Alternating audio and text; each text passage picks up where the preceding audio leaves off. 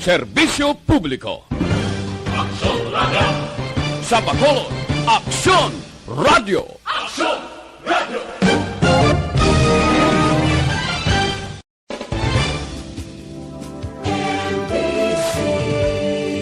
Manila Broadcasting Company. Sa balita, komentaryo, isyu, serbisyo publiko. Aksyon Radio! Sa Bacolod, Aksyon Radio. Aksyon Radio!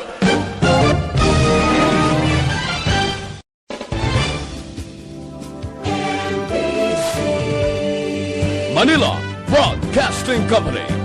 Sa balita, komentaryo, isyu, serbisyo publiko. Aksyon Radio! Sa Bacolod, Aksyon Radio. Aksyon Radio!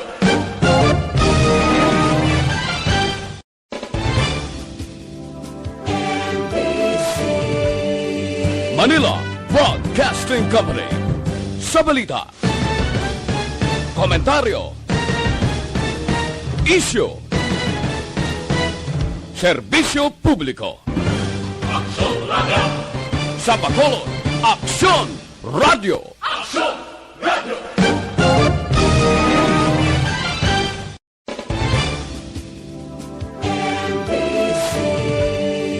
Manila Broadcasting Company. Sa balita, komentaryo, isyu, serbisyo publiko. Aksyon Radio!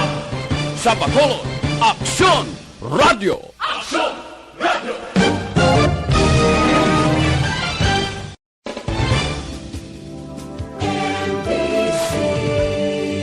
Manila Broadcasting Company. Sa balita, komentaryo, isyu, serbisyo publiko. Aksyon Radio! Sa Bacolod, Aksyon Radio. Aksyon Radio!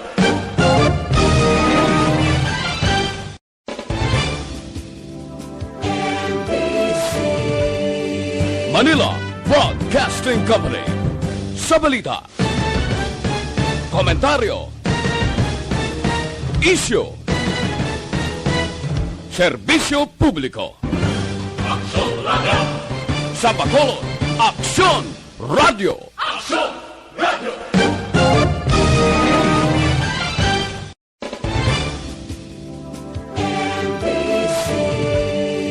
Manila Broadcasting Company. Sa balita, Aksyon Radio Philippine Standard Time, las 6:33.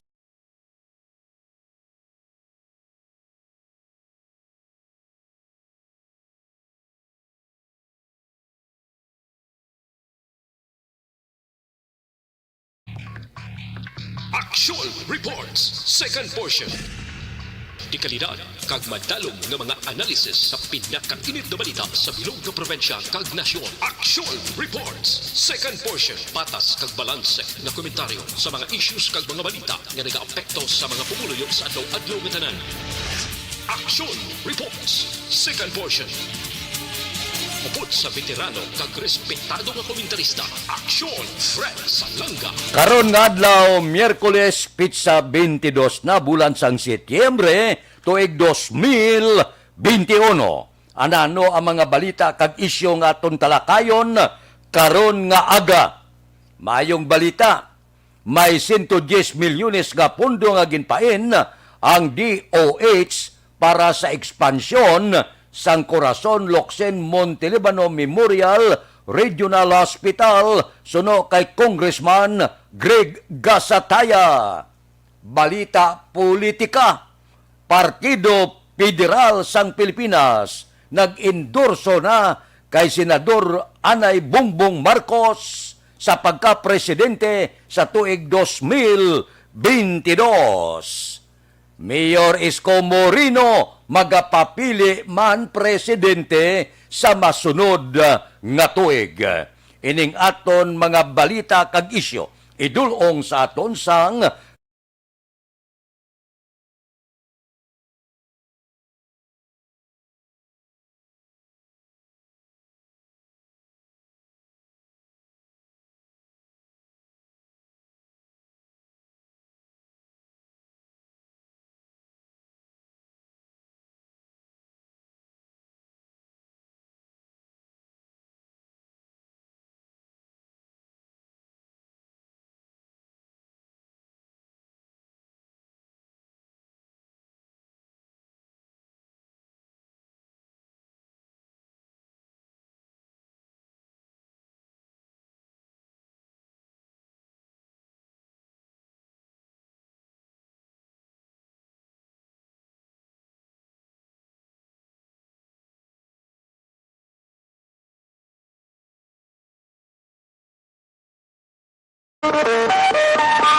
Aksyon Radio Philippine Standard Time las 6:36 diri anay kita sa maayong balita lokal.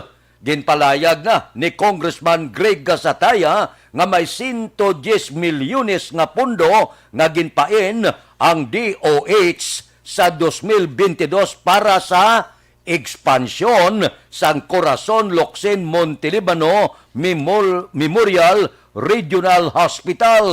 Damlag lang siling sang kongresista ginpahibalo na siya sang departamento sang ikaayong lawas sa sininga pundo bilang pagpatuman sang lahi nga iya ginotor sang Akta Republika 1144-1 nga nagapasaka sang bed capacity sa among hospital humalin sa 400 pakadto sa 1,000. Kay man ang bed capacity ti 400 lang bangod sining pundo, posible mangin 1,000 na ang bed capacity sa among hospital. Sa among nga pundo, 50 milyones ang para sa infrastruktura, samtang dugang nga 60 milyones ang para naman sa pagbakal sa mga medical equipment. Ginatag man ni Congressman Greg Gasataya nga ang 110 milyones nga pundo separado ini sang gincommit nga pundo sang DOH para sa pagpatukod sang Bacolod General Hospital. Lipay ang kongresista nga ginumpisa ng pagpatuman sa sininglay matapos ang pag-hire sa Corazon Locsin Montelibano Regional Hospital sa masubra 500 ka mga hospital personnel. Amo ning kinahanglanon gid ginakulang na kita sang personnel sa mga hospital. Ting iba nagalalina, ang iban hindi na magbalik, ang iban ginakulbaan, labi kang labaw sa tanan ang benepisyo wala mahatag. So maayo ini nga balita para sa siyudad sang Bacolod. Congrats gid kung mag-amo ni nga gabubo ang mga proyekto sa siyudad sa Bacolod ginapananaw naton nga mas masanag pagid ang palabuton para sa tuig 2022. Aksyon Radio Philippine Standard Time las 6:39. Mabalik kami pagkatapos ini.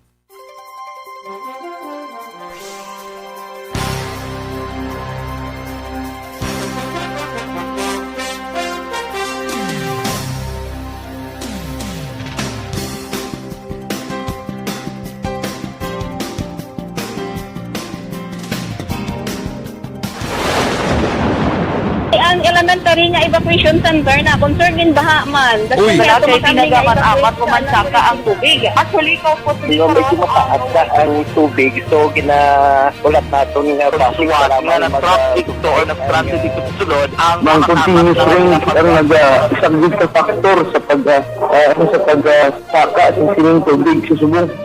Hunyo 4 2021, sang formal ay anunsyo sa Pag-asa ang panahon sang tig-ululan o rainy season sa Pilipinas.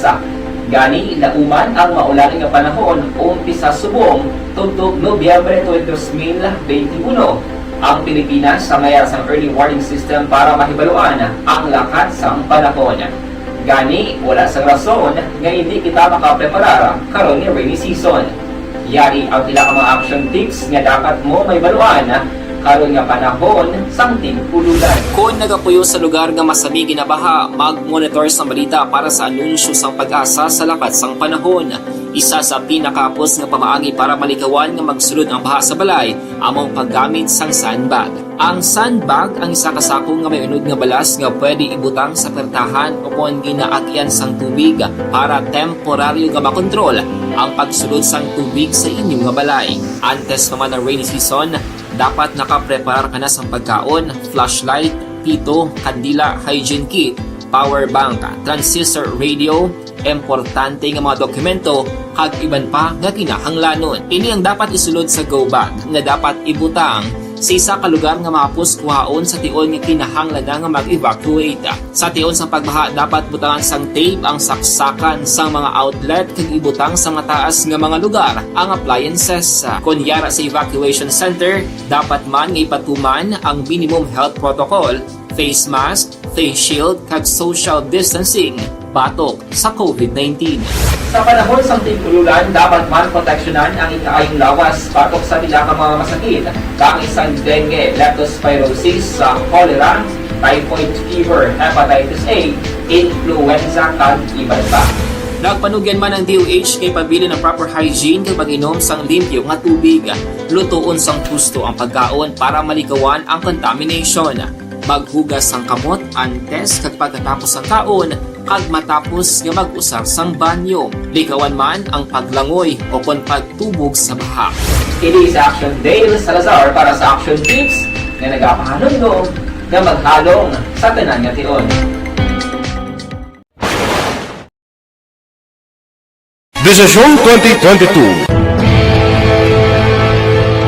Ito po, tatandaan nyo, kasi itataga po natin ito sa bato. The last man standing is a woman. Ang pagiging presidente ay destiny na kaloob ng Panginoon. Marami nang nangarap, marami nang naring nabigo. Wala nang dilaw, wala nang pula, wala nang orange, o kung ano man ang kulay mo, maawa naman tayo sa sambayan ng Pilipinas. And because we all agree that we shall be the change that we want to see in the world, let us show the world how it is appropriately done. Desisyon 2022. Oh, definitely.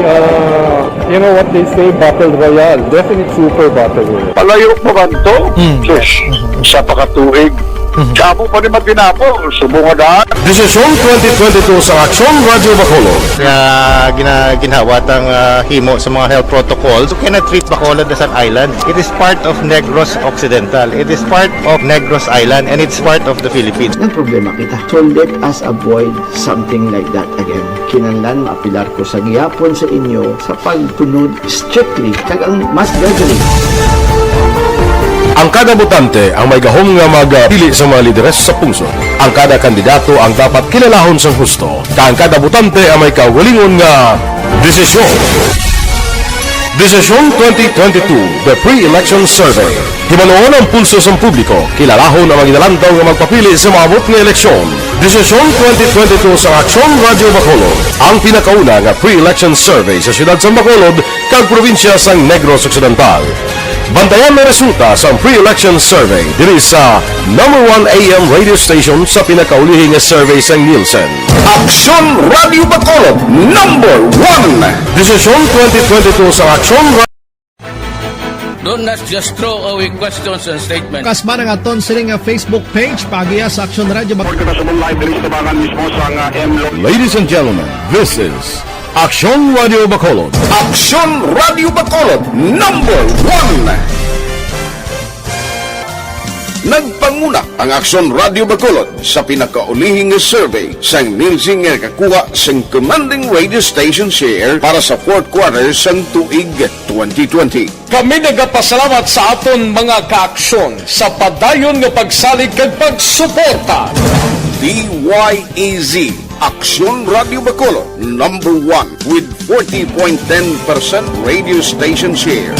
#2, Bombo Radio, 38.70%. #3, RMN Bacolod, 40. Aksyon Radio Philippine Standard Time, las 6:45 na. Ang masunod nga isyo idulong sa aton sang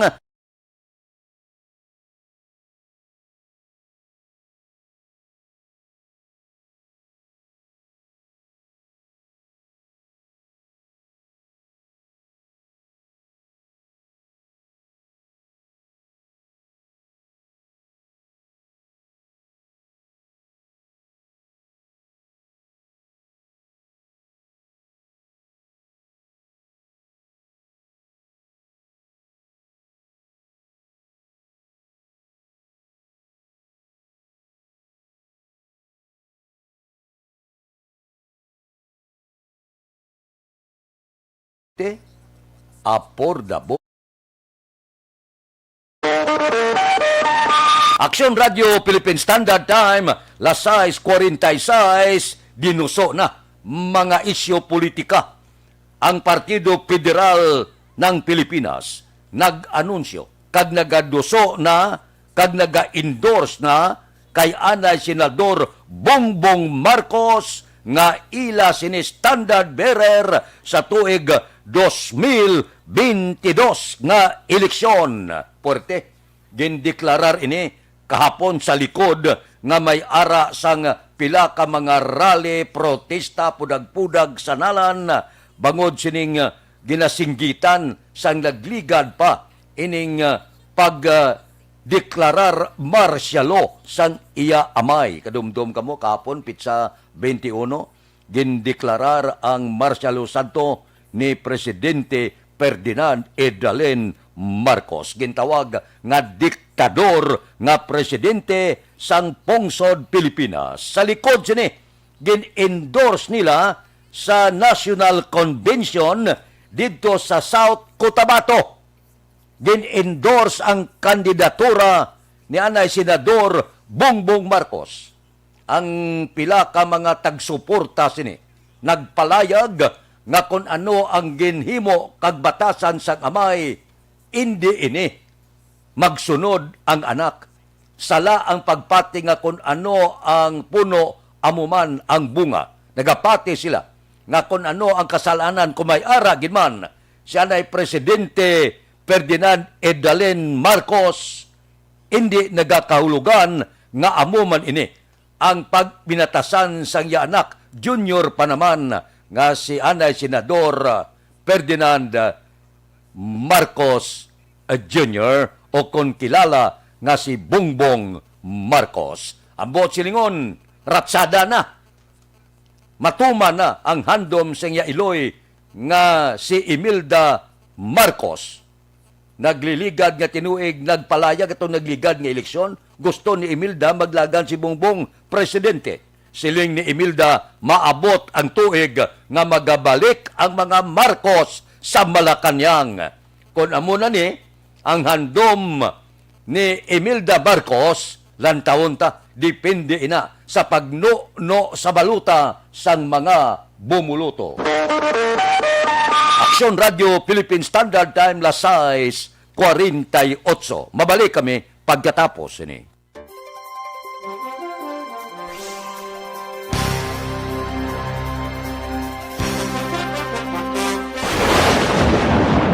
Ang elementary nga evacuation center na concern din baha man. Uy. Kaya Kaya pinagaman-apat evacuation kumansaka ang tubig. Actually, ko po So, medyo mataas na ang tubig. So, ulat natin nga traffic para traffic to or nag-traffic dito sulod ang Mang continuous rain ang nag-isagid sa factor sa pagsaka sa sining tubig sa subong. Hunyo 4, 2021, sang formal ay ginanunsyo sa Pag-asa ang panahon sang tig-ululan o kon rainy season sa Pilipinas.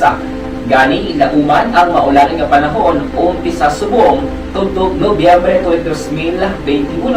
Ang Pilipinas sa mayroon sang early warning system para mahibaluan ang lakat sang panahon. Gani, wala sang rason nga hindi kita makapreparar karon ni rainy season. Yari ang pila ka mga action tips nga dapat mo may baluan karon nga panahon sang tig-ululan. Kung nagapuyo sa lugar nga masami ginabaha, mag-monitor sa balita para sa anunsyo sang Pag-asa sa lakat sang panahon. Isa sa pinakapos nga pamaagi para malikawan nga magsulod ang baha sa balay, among paggamit sang sandbag. Ang sandbag ang isa ka sako nga may unod nga balas nga pwede ibutang sa pertahan o kung ginaagyan sang tubig para temporaryo nga makontrol ang pagsulod sang tubig sa inyong nga balay. Antes naman ng rainy season, dapat nakapreparar ka na sa pagkaon, flashlight, pito, kandila, hygiene kit, power bank, transistor radio, importante nga mga dokumento, kag iban pa nga kinahanglanon. Ini ang dapat isulod sa go bag nga dapat ibutang sa isa ka lugar nga mapus kuhaon sa tion nga kinahanglan nga mag-evacuate. Sa tion sa pagbaha, dapat butangan sang tape ang saksakan sa mga outlet kag ibutang sa mataas nga mga lugar ang appliances. Kunyara sa evacuation center, dapat man nga ipatuman ang minimum health protocol, face mask, face shield kag social distancing batok sa COVID-19. Sa panahon sa tig-ululan, dapat man proteksyonan ang ikaayong lawas batok sa nila ka mga masakit, kang isang dengue, leptospirosis, cholera, typhoid fever, hepatitis A, influenza, kag iban pa. Nagpanugyan man ang DOH kay pabili ng proper hygiene kay pag-inom sang limpyo nga tubig. Lutuon sang husto ang pagkaon para malikawan ang contamination. Maghugas sang kamot antes kag pagkatapos ang kaon kag matapos nga mag-usar sang banyo. Likawan man ang paglangoy o kon pagtubog sa baha. Kini sa Action Dale Salazar para sa Action Tips nga nagapahanong nga maghalong sa tanan nga tion. Ang elementary nga evacuation center na concern din baha man. Uy. Kasi pinagaman apat kumansaka ang tubig. Actually, ko po Yung medyo mataas na ang tubig, so ginaulat natin nga pasiwala nga ng traffic to or ng-traffic dito sa sulod. Ang continuous rain ang isang big factor sa pagsaka sa sining tubig sa subong. Hunyo 4 2021, sang formal na ginanunsyo sa Pag-asa ang panahon sang tig-ululan o rainy season sa Pilipinas. Gani, lauman ang maulan nga panahon umpisa subong tugtog Nobyembre 2021. Ang Pilipinas sa mayar sang early warning system para mahibaluan ang lakat sang panahon. Gani, wala sang rason nga hindi kita makapreparar karon ni rainy season. Yari ang pila ka mga action tips nga dapat mo may baluan karon nga panahon sang tig-ululan. Kung nagapuyo sa lugar nga masami ginabaha, mag-monitor sa balita para sa anunsyo sang Pag-asa sa lakat sang panahon. Isa sa pinakapos nga pamaagi para malikawan nga magsulod ang baha sa balay, among paggamit sang sandbag. Ang sandbag ang isa ka sako nga may unod nga balas nga pwede ibutang sa pertahan o kung ginaakyan sang tubig para temporaryo nga makontrol ang pagsulod sang tubig sa inyong nga balay. Antes naman ng rainy season, dapat nakapreparar ka na sa pagkaon, flashlight, pito, kandila, hygiene kit, power bank, transistor radio, importante nga mga dokumento, kag iban pa nga kinahanglanon. Ini ang dapat isulod sa go bag nga dapat ibutang sa isa ka lugar nga mapus kuhaon sa tion nga kinahanglan nga mag-evacuate. Sa tion sa pagbaha, dapat butangan sang tape ang saksakan sa mga outlet kag ibutang sa mataas nga mga lugar ang appliances. Kunyara sa evacuation center, dapat man nga ipatuman ang minimum health protocol, face mask, face shield kag social distancing batok sa COVID-19. Sa panahon sa tig-ululan, dapat man proteksyonan ang ikaayong lawas. Radio Philippine Standard Time, Lasay 53. Ang masunod nga isyu idulong sa aton sa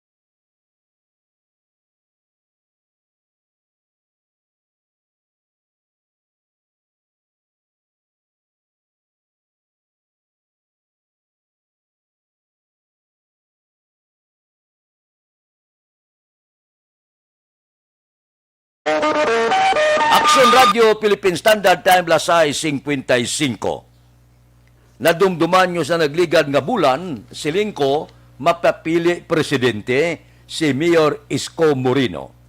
Di ara na, magapapili siya presidente. Ang report sa itong nagligad nga binulan, matunog ang Sara-Ran kag ang tandem niya nga yaamay nga si Presidente Rodrigo Duterte. Bangod sini, nagaparte ang pila ka mga pag-analisa sa politika nga ang mga pamilya Duterte suportahon sang pungsod China. Ini mga aligasyon nga mga Duterte suportado sang pungsod China. Bangod sini, nagtuhao sadto ang ngalan ni Mayor Isko Moreno. Nagsiling kita nga inisya, amo ang kandidato sang kano kandidato sang Amerikano pangontra sa kandidato sang pungsod China. Pating aton di politika suno sa aligasyon inintrahan na sa dalagko nga mga kapungsuran, China versus US, China versus America. Amo ini kung nga nagtuhaw ang ngalan ni Mayor Isko Moreno nga ginakabig sang kadaman nga amo ang ibunggo sang Amerikano sa kandidato sang pungsod China. Nagpalayag na, ginkumpirmar kahapon nga si Manila Mayor Isko Moreno magapapili presidente sa tuig 2022. Ang report gani nga si Willie Ong amo ang mangin running mate ni Mayor Isko Moreno. So, ara na, may pilian na kita. Ara na si Senador Ping Lacson, ara na si Senador Manny Pacquiao, ari na nagpresentar naman sang iya kaugalingon ginbaligya ni Mayor Isko Moreno sa pagka-presidente. Wala pa sang kapaturan kung bala si Vice President Leni Robredo mapapili man presidente, nagahulat pa siya sa endorso sang isahon ang oposisyon kontra administrasyon. Kag posibilidad, posible, may mga ngalan pa nga magatuhaw, may ara pa mga hinunanon, may konbensyon, kung sinugid ang dapat mag-inkwentro kag mabakod nga kandidato kontra administrasyon. Nagabagang na, nagainit na ang politika, hindi lang nasyonal, pati sa lokal. Aksyon Radio Philippine Standard Time, Lasay 58. Mabalik kami pagkatapos ini.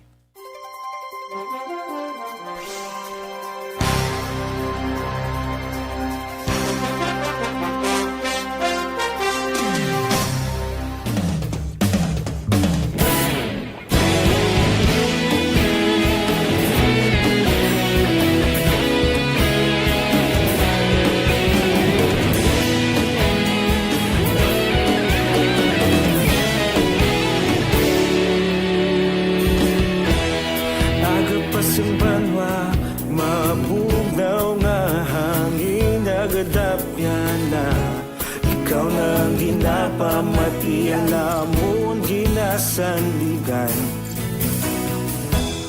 tingog sang probinsya kamatuuran ginapalap na minsay nga may dala paglaom kag kasanat tinuig na nagligan ikaw gihapon ang ako nga istasyon sa pagbudlak sang adlaw sa pagtuhaw sa biton mga balita nga dala inspirasyon aksyon radyo bakolod man sa gihapon padayon aksyon radyo bakolod sa luto sa imo padayon aksyon radyo salamat isa pagserbisyo patas kag balanse matuod nga mensahe wala sang ginadang pilihan padayon aksyon radyo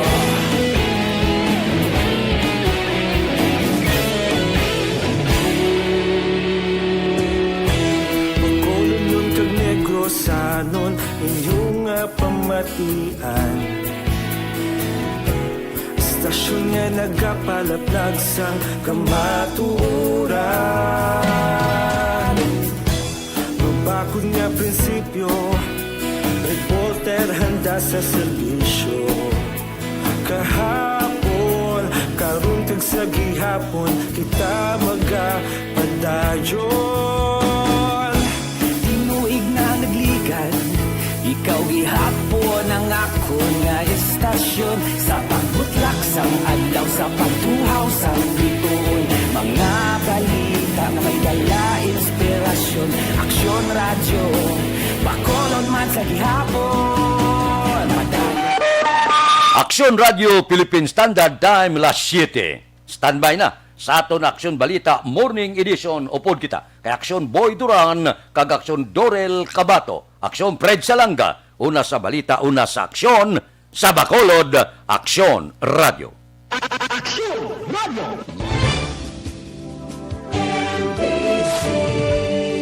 Manila Broadcasting Company. Sa balita, komentaryo, issue,